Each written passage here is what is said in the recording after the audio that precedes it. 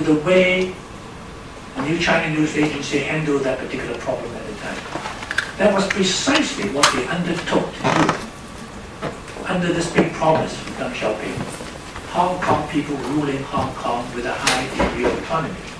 It's not for Beijing officials to run this place. But if you look at Hong Kong today, what do you see? You see New China's news agency gone. But I'll tell you something very interesting.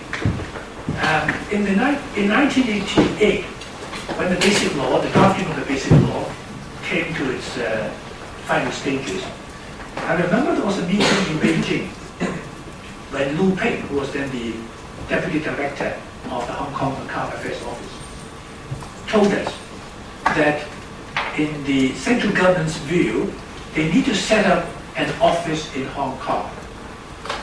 The central government setting up an office in Hong Kong. And immediately the Hong Kong drafters protested. Not me. Normally it was me.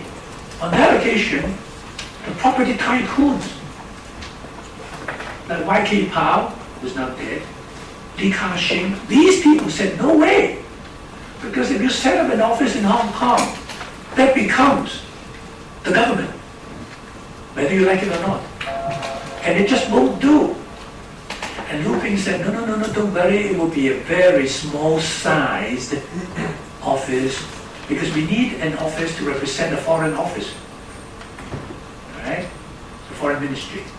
And they, for example, they may have to issue passports and give visas and so on to the central government in Hong Kong. But don't worry, it will be a junior ranking of official in a tiny office. But look at the big office now in Supreme Court Road. That's the foreign ministry. Huge office. Very senior ranking guy, always. Former ambassador and so on. But at that time, when we were protesting, I also asked Mr. Lu Ping, I said, hey, okay, this office we don't like. You've heard my colleagues now, not just me now. Right? But what about the new China news agency? You know what he said to me? He said, Mr. Lee, because we never recognized the three unequal treaties.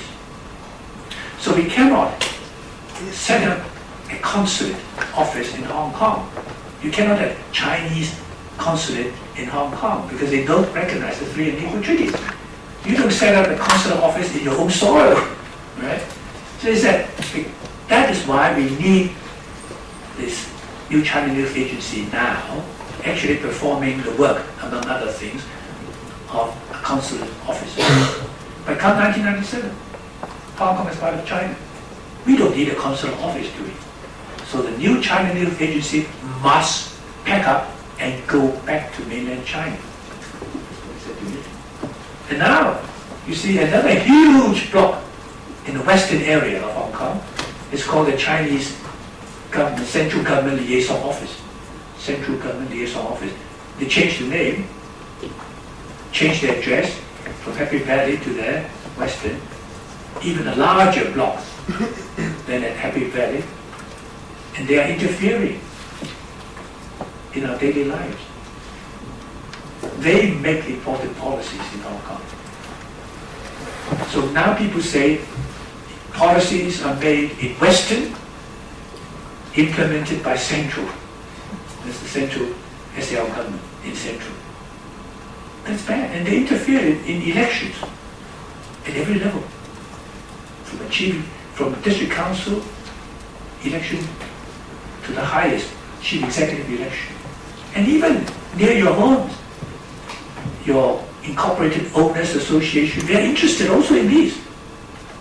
They want to get into your block, right? So that they have influence over the management office and over the owners, and then at election time they can get to the people easily. So, Mark, can I just ask you one last question before I open it up? How realistic, you mentioned this whole seesaw idea, and Big Daddy should try to move closer to create better balance. But how realistic is that when you think about China the way it is, the nationalism that is involved in retaking sovereignty over Hong Kong, and the fact that this is the up-and-coming superpower, the idea that they should somehow accommodate a smaller Hong Kong. I mean, it seems to me rather unrealistic an expectation.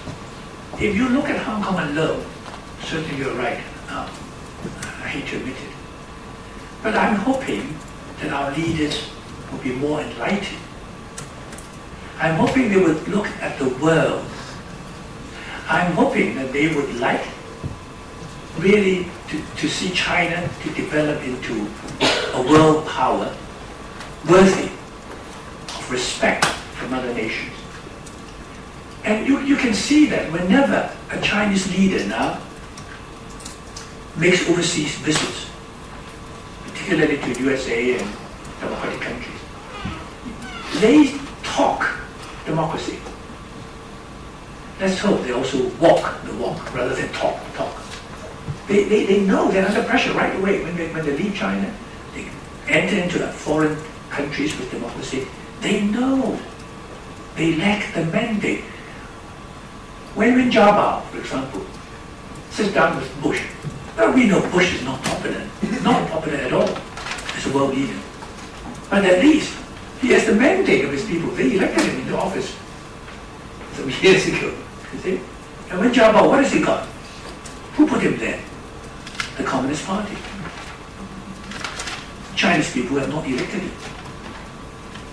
All right? So I hope that when they see the big picture, they will look at Hong Kong as a shining example of how capitalism can work in Hong Kong with the rule of law and hopefully with democracy.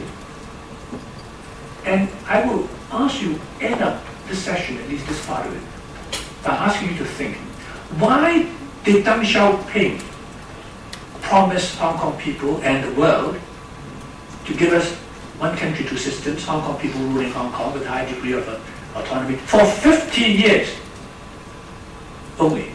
Why? My little boy at the time asked me, Dad, 50 years is long enough for you. 2047, I don't think you live up to that age, although you no doubt have a long life there, but not that long. But it's not enough for me. Why only 50 years?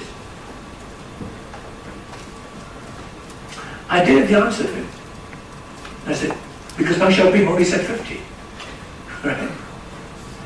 When we were drafting the basic law in 1987, on the only occasion that Deng Xiaoping addressed the members of the drafting committee of the basic law, and I was there, and he actually said one thing which really shocked me at the time. He said, if 50 years should prove not to be enough, you can have another 50. And the Hong Kong journalist that asked me for a comment. And my comment wasn't kind.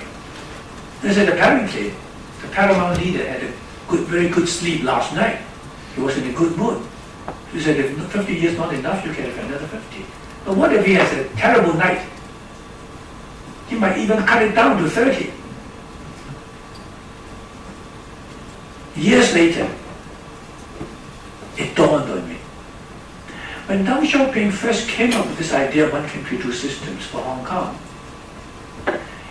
at that time, he had just decided to open up China for overseas investments. But of course, subject to a lot of control from Beijing. I think, because he never told me, I think he was looking at Hong Kong. And he wanted China to follow Hong Kong's example. A vibrant community, prosperous, stable, with the rule of law, with freedoms being enjoyed by the people.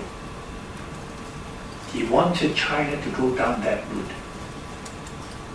And he could see such a shining example of success. Chinese community. If we can do it in Hong Kong, we can do it in mainland China. And 50 years was the time he reckoned that mainland China will take to catch up with. So he didn't want to take back Hong Kong and make Hong Kong follow the other Chinese cities. Because how would Hong Kong help China in